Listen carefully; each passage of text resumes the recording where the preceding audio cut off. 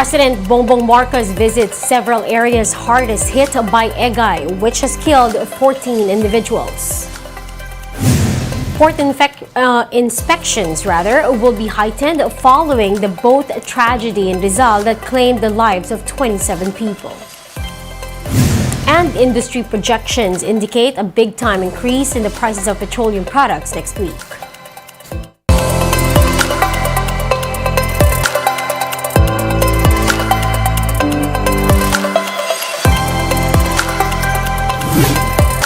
Fast, focused, and fearless. Here's a roundup of stories we're watching now. I'm Riza Diaz.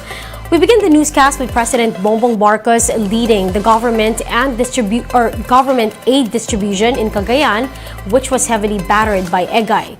Let's get updates. We have Dave Abuel live over the phone. Dave, can you tell us about the latest on this? Riza, President Bongbong Marcos arrived here in Cagayan at past 2 in the afternoon.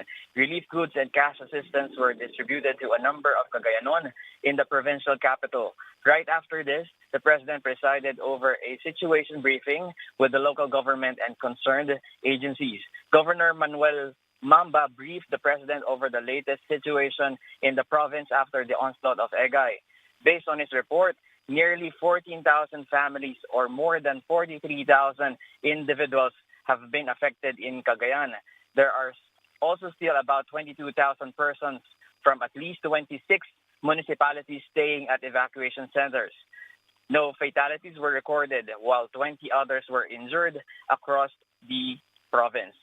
Social Welfare Secretary Rex Gatchalian was also present in the briefing. He said the agency is awaiting the LGU's list of financial aid beneficiaries so that the payout date can be determined. Aside from the situation in Cagayan, Marcos was also given updates on the tugboat that went missing. Authorities said all passengers aboard the tugboat have been found safe in Camiguin Island, but the search operation continues for the missing 4 rescuers that responded to the incident. Risa, the President left for Manila right after the briefing that concluded at 3 p.m. Risa. Thank you for that update. That was Dave Abuel. Now, aside from Cagayan, the President also led aid distribution in 2 more areas affected by Egay. Food and water packs as well as cash were given to residents in Lawag, Ilocos Norte. Agriculture and housing assistance were also provided. Egay reportedly killed at least 10 people in Ilocos provinces and displaced thousands of families. Both provinces remain under a state of calamity. Now in Bangued, Abra, Marcos Jr. distributed food packs and 10,000 peso cash aid to residents. Farmers in the area were also provided with agricultural assistance. Now, according to the DSWD, at least 180,000 individuals or 46,000 families were affected by Typhoon Egay across the province. Death toll from tropical cyclone Egay in Habagat has gone up to 14. As of Saturday morning, 6 fatalities have been confirmed, while 8 are still up for validation. Some 13 individuals were injured, while at least 20 others are still missing.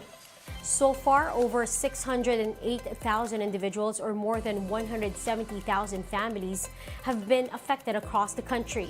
Some 11,000 of them had been served in evacuation centers.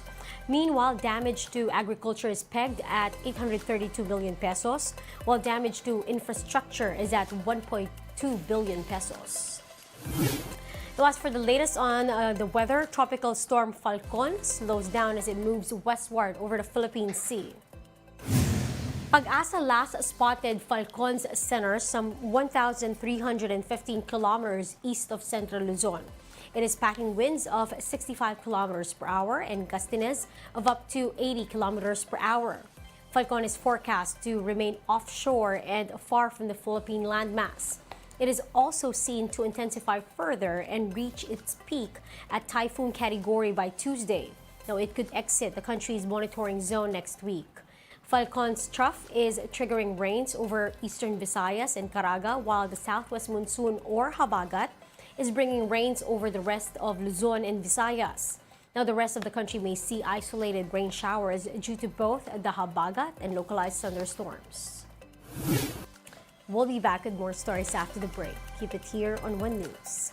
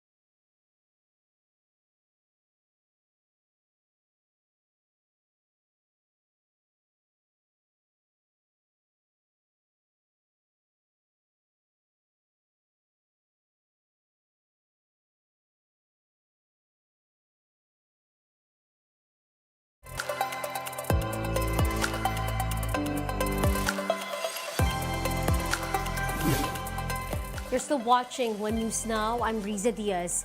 Charges are now being prepared following the Rizal boat tragedy that killed 27 people. Coast Guard spokesperson Armand Balilo said cases may be filed against the captain and crew of the boat as early as Monday. The specific charge, however, has not been disclosed yet as investigation of authorities is still underway. Meanwhile, the agency plans to tighten the monitoring of inter-island trips and add personnel in its stations. The PCG has suspended the operations of motorbangkas in Binangonan as retrieval operations continue. The boat, suspected to be overloaded with no provided life vest, capsized on Thursday afternoon. Ang pinaka-goal po ay makapag-file na po ng kaso against dun sa captain tsaka dun sa crew. Pero kung sakaling hindi magiging responsable yung kapitan tsaka yung mga boat operators, pati yung mga tao, at talaga pong siguro ang instruction ni Admiral Abu sa amin, dagdagan ng mga tao dun sa Coast Guard at higpitan na inspeksyonin kada umaalis. The Philippines is in talks or still in talks with China on possible oil and gas explorations. Foreign Affairs Secretary Enrique Manalo said discussions are still ongoing and that nothing is set in stone so far. Manalo added that the terms of reference must be first discussed before any negotiations start. President Bongbong Marcos earlier expressed his desire to resume joint oil explorations with China during his visit to Beijing earlier this year. Motorists may see a big-time increase in the prices of fuel products next week. Uniol projects that prices of diesel would go up by up to 3 pesos and 40 centavos per liter. Gasoline prices are likewise expected to become more expensive by as much as 1 peso and 90 centavos. Oil companies will announce a final price adjustments on Monday, which will take effect the next day. Now, this would be the 4th straight week of price increase for diesel and the 3rd for gasoline. And those are the top stories of the hour. I'm Riza Diaz. We are One News.